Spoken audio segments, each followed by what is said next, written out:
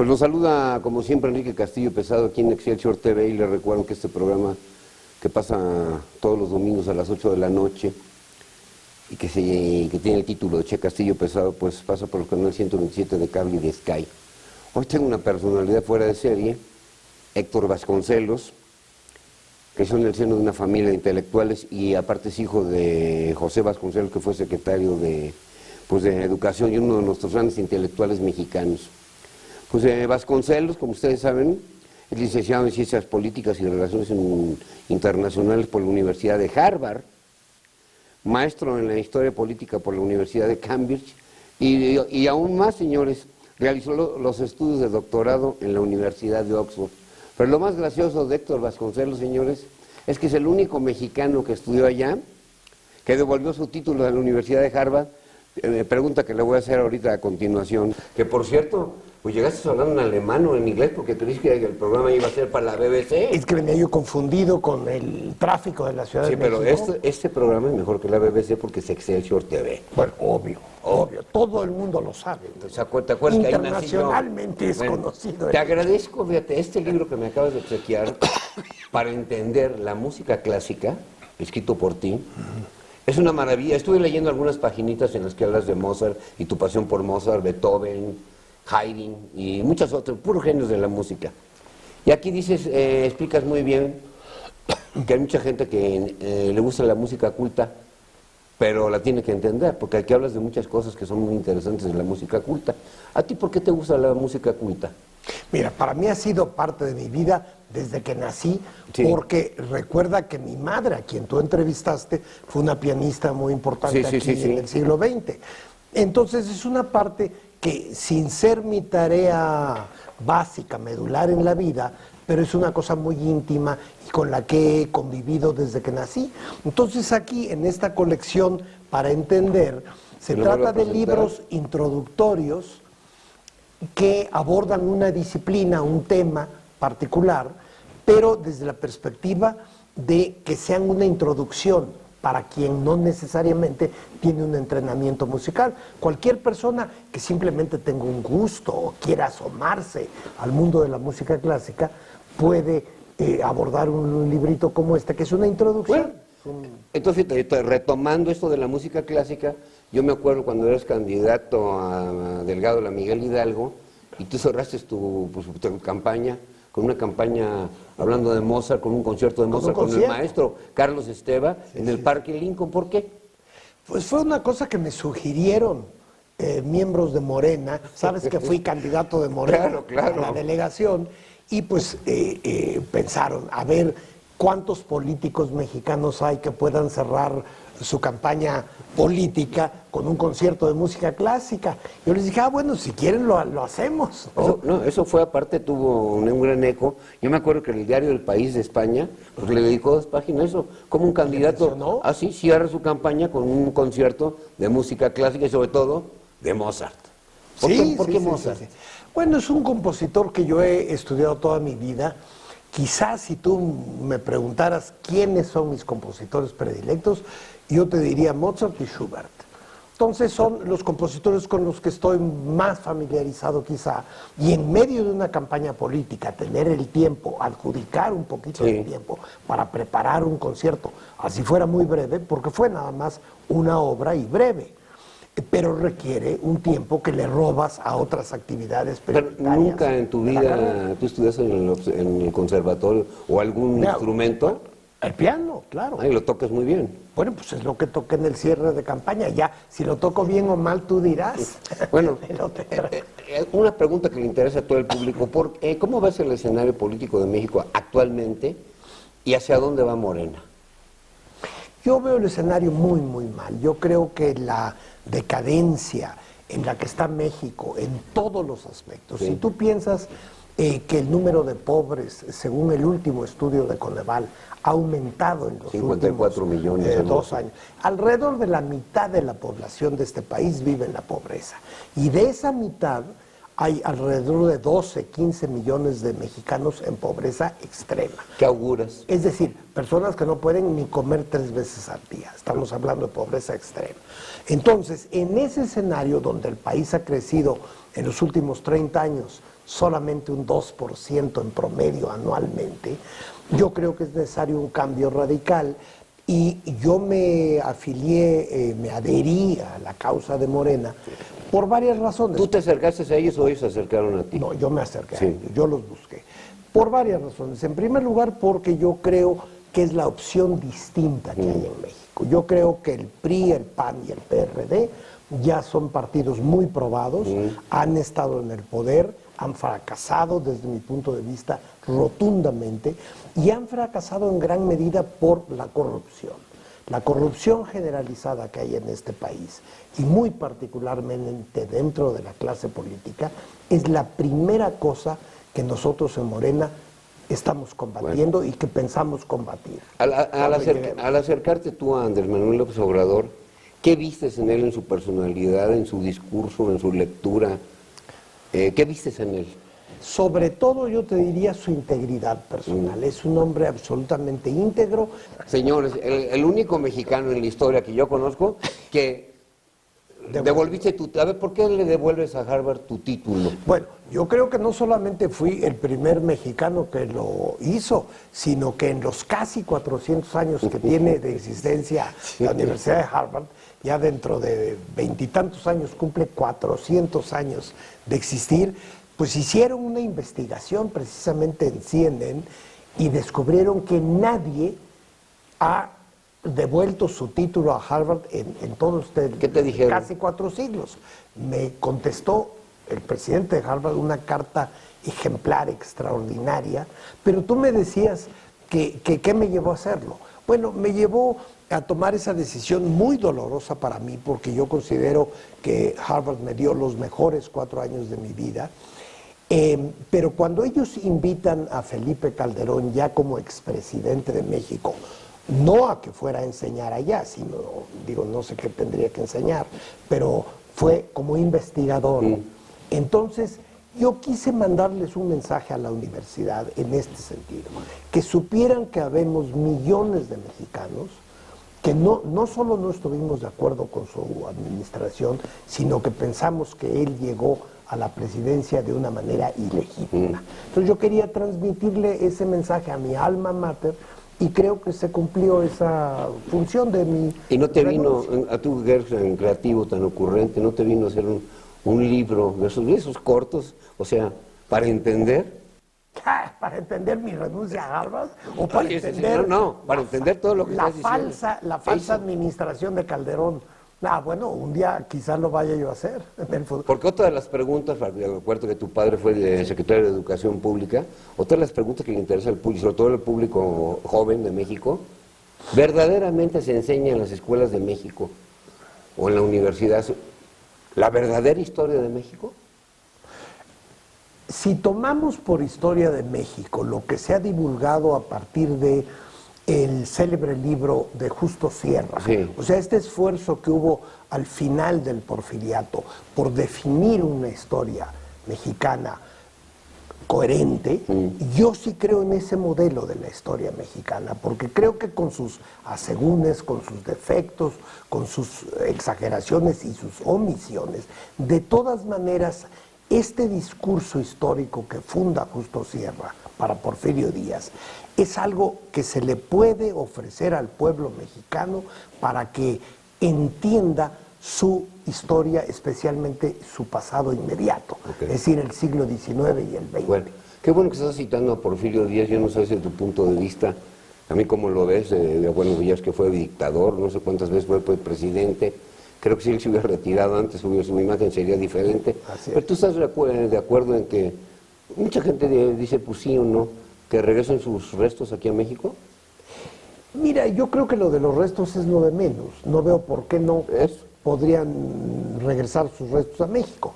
Ahora, con lo que yo no estoy de acuerdo es con esta visión, con esta historia revisionista reciente en que se trata de ensalzar a Porfirio Díaz, que en efecto tuvo algunos aspectos muy positivos cuando fue un luchador por la causa liberal junto a Benito Juárez, su participación ante la invasión francesa, todo esto fue muy positivo.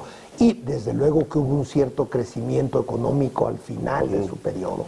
pero fue todo a favor de unas cuantas familias en México, y la modernización de su época no permeó hacia abajo, se quedó en la más alta capa de la sociedad. Bueno, entonces en la historia de México, hablando por ejemplo de un estadista, uno, dos, ¿a quién citarías en el pasado o a quién citarías ahora hacia el futuro que verdaderamente puede ser un estadista que actualmente no tenemos? A ver, mi personaje favorito en la historia de México, yo creo que es Benito Juárez, por muchas razones que no tenemos tiempo ahora de abundar en ellas. Después de Juárez yo admiro muchísimo a Francisco Madero, sí, porque justamente acabó con este régimen autoritario y que se perpetuaba eternamente en el poder de Porfirio Díaz. Luego mi padre fue uno de los más cercanos colaboradores con Madero, sí, ¿no? Y luego otro personaje que yo Morelos, ¿qué dirías de Morelos? Bueno, le tengo la más grande admiración. Cárdenas y a López Obrador, que tú crees que en el corto plazo él puede ser un estadista de este país. Yo sí lo creo. Si no lo creyera, no estaría yo con él. Ya tengo yo 9 años cerca de él, desde el 2006. Entonces tú comprendes que si no hubiera una convicción muy profunda de mi parte, no tendría yo por qué estar en esto. Además, ha tenido un costo personal para mí, en el sentido de que muchas amistades y en algunos círculos, pues me han dado con la puerta en las narices. El otro día que comíamos tú y yo en un restaurante en Polanco, que nos venían cosas a la mente, porque hablábamos de todos los temas habidos y por haber, hablábamos también de muchos temas de nuestra juventud. A ver, de esos temas de nuestra juventud, al día de hoy, ¿qué notas que cambió, pero sí rotundo? De nuestra sociedad. Muchísimas cosas. No te hablo de la alta sociedad, de la sociedad. No, de la sociedad. Bueno, un cambio que a mí me llama muchísimo la atención es la forma en que es distinta la participación de las mujeres en la sociedad contemporánea mexicana, ¿no? Cuando éramos muy jóvenes, eran muy pocas las mujeres activas, ya sea como empresarias, como políticas, como intelectuales. Hoy la mujer es incluso hiperactiva, yo diría yo. Todas las mujeres que conozco prácticamente tienen 40,000 tareas y están metidas en esto y en lo otro. Prácticamente todas las mujeres hoy trabajan, aunque no lo hagan por razones económicas, pero porque hay una cultura en que tienes que estar haciendo. No, y aparte han creado fundaciones para ayudar a mucha gente. Entonces, muchos lo han hecho. Eso es un cambio radical. Por ejemplo, mira, un caso, te voy a citar un caso. Pepita Cuevas, con su labor en Cibam, en pro de la Ópera de México, ¿sí o no? Sí, claro, no, bueno. Esa con Rolando Villazón, Camarena, Ramón Vargas. Han hecho cosas fantásticas. Y muchas mujeres en todos los niveles y en todas las esferas están en pleno activismo y eso es una cosa altamente positiva. Ahora, dices que cambios en el país. Otros son terribles, por ejemplo, la forma en que ha crecido la contaminación, el tráfico en esta ciudad. El México que nosotros conocimos en nuestra juventud era otra cosa, se podía respirar. Era otro país. Era otro país completamente. El sistema político cambió también, hoy con todo y los fraudes electorales y demás, pero de todas maneras hay una diversidad política que no existía en los años 50 o 60, en que había un solo partido dominante y prácticamente si tú querías tener una actividad política o lo hacías a través de ese partido, el PRI, o no tenías actividad política. Hablando del punto de vista internacional en el que tú estás ahí en Morena y que aparte me quito el sombrero, cuando hablas con López Obrador en corto, que le dices han de tener también puntos de vista en los que no están de acuerdo. No sé si en algún momento. A veces, claro. Por ejemplo, dime uno. No, pero como él dice siempre, lo importante es que estamos de acuerdo en lo fundamental. ¿Y a qué le llamamos lo fundamental? Bueno, a la lucha porque México sea un país menos desigual. No, incluyente. Bueno, justamente, incluyente en el sentido económico también, pero que la riqueza del país se reparta ahorita tienes un minuto, mejor. No, para que termines con esto, tienes un minuto y nos vamos unos mensajes. A ver, estás hablando de la riqueza del país. Decía que cuáles son los propósitos fundamentales nuestros, ¿no? Decías, por las razones por las cuales estamos juntos y estamos de acuerdo, López Obrador y yo. Uno es por hacer de México un país menos desigual, con mayor inclusión social y un país donde la riqueza se reparta de mejor manera. Ok, nos vamos a ir unos mensajes y regresamos aquí con este gran amigo mío, Héctor Vasconcelos.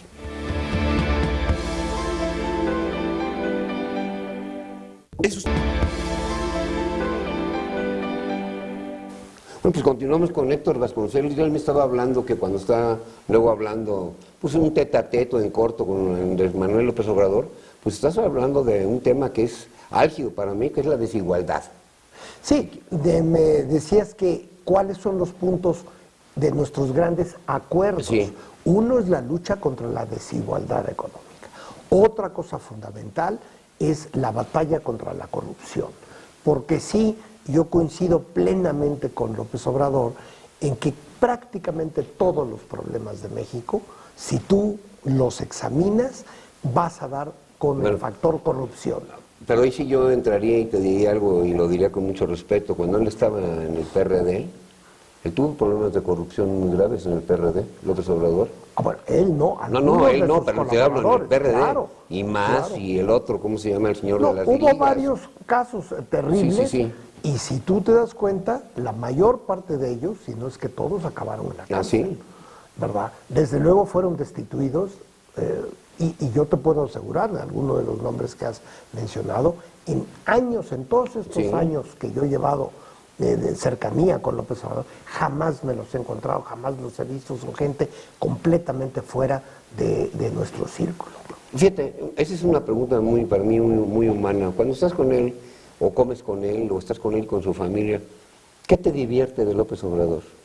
Bueno, él tiene ya ves que nada más me lo preguntas y me da risa porque, bueno, porque te estoy diciendo algo agradable, ¿no? Sentido de humor, le gusta reírse. Sí. Y la gente luego tiene una imagen de él como que siempre está enojado, siempre está muy adusto, para nada. Ya en corto, en contactos amistosos, le encanta reírse, se ríe uno de muy buena gana de mil cosas de la vida, ¿no? Te cuenta historias, anécdotas que acabamos desternillándonos de la risa. Bueno, volviendo al terreno internacional, a ver. No, porque te quería mencionar otra de las coincidencias básicas, es recuperar las mejores tradiciones de México, que en los últimos años, en los últimos lustros en que ha habido una generación de tecnócratas, a mi modo de ver, bastante desnacionalizados, que no saben mirar más que no aman al país. No lo aman. Y piensan en términos de lo que es correcto en Washington, en Londres. Les gusta más leer The Economist, que por cierto, si alguien tiene en México conexión con el Economist, es tu servidor, pero es su Biblia, ¿no? En vez de estar enraizados y asentados. Y eso que de los que estás hablando ahorita, muchos de ellos antes adoraban a Trump. Ah, bueno. Fíjate, con eso fíjate lo que estoy diciendo, ¿eh? Entonces te digo, yo sí coincido con López Obrador en que tenemos que recuperar la historia, el amor, el interés en las causas mexicanas, en la historia de México, en el arte y la cultura de México. Y por cierto, aquí no puedo dejar de mencionar que para mi modo de ver las cosas, una de las mayores traiciones a México en el último siglo ha sido ahora la entrega del petróleo a los grandes intereses financieros internacionales y a sus socios mexicanos. Esto es lo contrario, por ejemplo, de aquello por lo cual pugnó el general Cárdenas. Ahora nos vamos a ver obligados a llevar a cabo una segunda expropiación petrolera, porque ya el petróleo no es mexicano. Fíjate, bueno. En la Universidad Nacional Autónoma de México, en eso ahorita otro minuto, en la Universidad Nacional Autónoma de México, que es a donde vas diario, ¿qué es lo que estás enseñando actualmente ahí? Ahora no soy profesor, fíjate, he sido profesor. Porque eres asesor. Exacto. Antes fui profesor en la Facultad de Ciencias Políticas, y en una de esas, un día de estos, me gustaría volver a dar un curso ahí, algún seminario, algo. Pero en estos últimos años, desde que me invitó el rector de la Fuente, y Juan Ramón de la Fuente. A colaborar con él. Que yo quería, fíjate, cuando a mí me preguntaron, no hace mucho tiempo, ahorita vamos a cerrar esto, cuando a mí me preguntaron que por quién iba yo a votar para la presidencia, y no era candidato él, yo dije Juan Ramón de la Fuente y me dijeron que yo estaba loco. Pues también estábamos hablando de que cuando platica con López Obrador, pues también tiene un gran sentido del humor. Pero a ver, esa es una pregunta que yo te quiero hacer a ti. ¿Cómo sientes a México, fíjate, en el corto futuro, aparte de lo que dijiste del petróleo y todo eso, con las declaraciones de este loco mesiánico de Donald Trump, que para mí es un tipo que pues tiene hasta pensamientos muy cercanos a Hitler? Donald Trump. Mira, la verdad, por ser justos, tampoco creo que sea cercano a Hitler, porque pues Hitler era un fenómeno monstruoso, para mí el más monstruoso en la historia de Occidente. Pero, de todas maneras, es muy preocupante la situación en Estados Unidos ahora, porque Trump responde a todo un sector numeroso en Estados Unidos, de gente profundamente conservadora, sobre todo en la parte central de los Estados Unidos, ¿no? Lo que se llama el Midwest, ¿no? Y en algunas partes del sur y del oeste. O sea, en áreas que son lo contrapuesto a Nueva Inglaterra, esa alta cultura de ese circuito entre Washington y Boston, ¿no? Entonces hay un Estados Unidos muy conservador, cuyo extremo es el Tea Party, ¿verdad? El Tea Party. Y Trump puede reunir a esas posturas xenófobas, de desconfianza hacia lo externo, hacia lo diferente, y entonces eso puede plantearnos problemas muy serios en el futuro. No, y aparte sería, como mexicanos, para mí sería un grave peligro para México. Bueno, es que nosotros como vecinos inmediatos somos el blanco de esas actitudes xenófobas, anti-extranjeros, racistas, etcétera. Porque ahora no sé si viste cuando ese muchacho mexicano, bueno, ya nacionalizado norteamericano, Jorge Ramos, le hacen la pregunta y lo sacan y luego ya lo vuelven a dejar entrar y le dice, bueno, lo de las drogas, Estados Unidos es el país que compra las drogas. Las armas, ustedes venden las armas por abajo de la mesa a los narcos. Entonces, ¿de qué estamos hablando? Claro. Bueno, fue un incidente deplorable, terrible, pero sobre todo, ¿cómo es posible que un precandidato, porque ni siquiera es candidato, saque y haga que un ayudante saque físicamente de una conferencia de prensa un guardaespaldas a un periodista que simplemente está haciendo su trabajo y está haciendo una pregunta incómoda? Yo creo que aparte de que está desviado, está muy mal asesorado. Sí, bueno, eso fue Yo entrevisté a Donald Trump hace como 20 años, pero era otro Donald Trump que le debía dinero a los Estados Unidos en impuestos, muchos millones de dólares. Y él le dijo al gobierno de Estados Unidos, miren, no me metan a la cárcel y yo trabajo para ustedes. Y por eso no fue a dar a la cárcel. Esa entrevista la hicimos con Bambi, Juan José Origel, Tony Scheffler y yo, la hicimos en Nueva York, gracias a Ivanka Trump. Fíjate lo que son las vidas. Su primera mujer. Pero pasa la vida y bueno, mira, Héctor Vasconcelos, yo sé que contigo puedo hablar horas, podemos tener hasta un programa de miles de temas. ¿Qué cinco pasos en las próximas, te estoy hablando de los próximos 3 años, vamos a ver nosotros en la política mexicana? ¿Qué 5 pasos? No los que habría que dar. Sino bueno, los que hay que dar, pero... No, es que son 2 horas. Mira, si tú ves qué va a suceder, yo te diría, que citando a aquel escritor inglés que decía... Bertrand Russell, ¿o a quién? No, era Lytton Strachey, si mal no recuerdo, que decía... las predicciones son muy difíciles, sobre todo cuando se refieren al futuro. No, yo no sé qué va a suceder. Lo que te puedo decir es que la corriente de una tendencia política distinta, como es Morena, va muy bien. Sí. Ya somos ahora la primera fuerza política en el Distrito Federal y a nivel nacional vamos muy bien. Bueno, tú has visto las últimas encuestas en que López Obrador está alrededor de 15 puntos por arriba de cualquier otro competidor entre candidatos o de los que mencionan. Exacto, como intención de voto.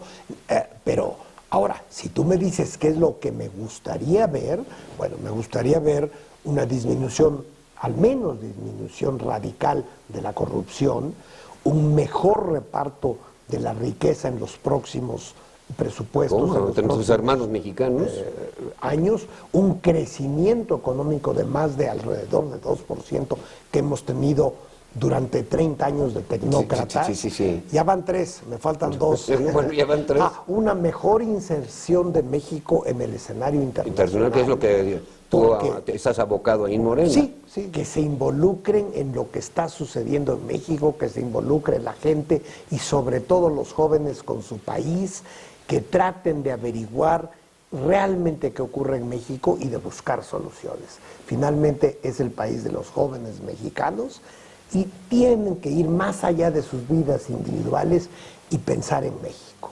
Bueno, te voy a decir una cosa, ya para unos segunditos más. ¿Cuánto tiempo tenemos? ¿Un minuto? ¿Tienes algún libro? ¿Cuántos libros has publicado tú? Realmente como libros 3.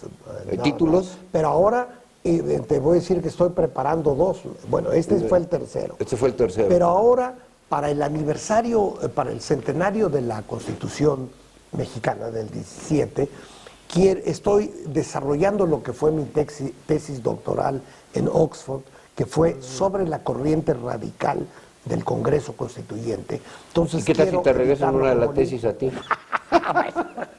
¿Qué le vamos a hacer? Te está vacilando, eso lo digo con mucho cariño y con mucho respeto. Mira, antes que nada te agradezco mucho tu tiempo, Héctor Vasconcelos, porque hay un cariño de 50 años de amistad. Quise mucho a tus padres, a tu mamá, pues la entrevisté varias veces. Sí. Y hemos sido amigos y aparte nos hemos respetado. Gracias por venir aquí a Excelsior TV. ¿Y cuál sería la frase con la que tú denominarías ahora a México a nivel internacional? La realidad, no lo que queremos ver. Sí. La realidad de México está muy mal visto internacionalmente por 2 factores por lo menos, por la violencia generalizada y por la corrupción de la que este gobierno ha dado muestras escandalosas. Ok, bueno, Héctor Vasconcelos, gracias. Y recuerde seguir a su amigo todos los domingos en Excelsior TV, 8 de la noche, canales 127 de cable y de Sky. Aquí sumamos, no restamos.